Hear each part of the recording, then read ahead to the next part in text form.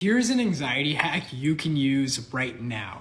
So when people are feeling anxiety, when they're experiencing physical symptoms that can scare them and convince them there's something else going on, when they get these intrusive thoughts and they start believing them and they start thinking worst case scenario, even once they start feeling disconnected, dissociated, they start feeling like they're having like this out of body experience, or they start wondering what's real, am I real, none of this feels real. Well, one of the things everybody does who's struggling is that they try to go into fix-it mode.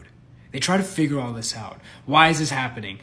Because the idea is that if you can figure out what's happening, well, then you can make it go away, right? Well, here's the truth. Everyone tries to figure it out, but it never works. They're always trying to figure it out. Maybe it's this, maybe it's that. Maybe I need to try this. Maybe I need to try that. And they go into this endless rabbit hole where they feel like they've tried everything and then nothing works. And then they wonder, well, what if this is me forever?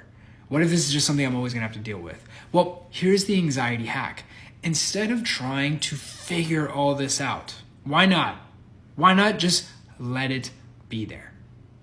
What if the fact that you're trying to fight it, figure it out, and adding extra stress is actually what's keeping it alive? This is how anxiety works. It stays alive by you trying to fix it, by you trying to fight it, by you trying to be vigilant of it.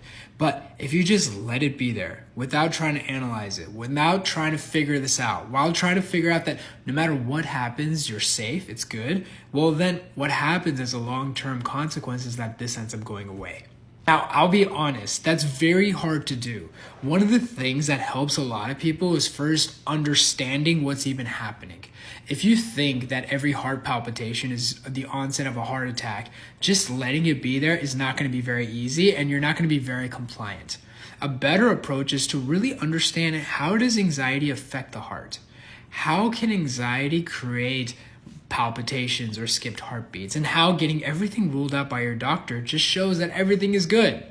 And so if you can understand these things, well then what happens is now it's much easier to let your heart palpitate. Now you're not fighting it. Now you're not trying to fix it. Now you're not trying to figure this out. The hack is you just let it be there. And what you will find as a consequence is that it actually goes away on its own. You don't have to do anything to fix this. This ends up going away on its own once and for all. To learn more about how to overcome this, check the comment section.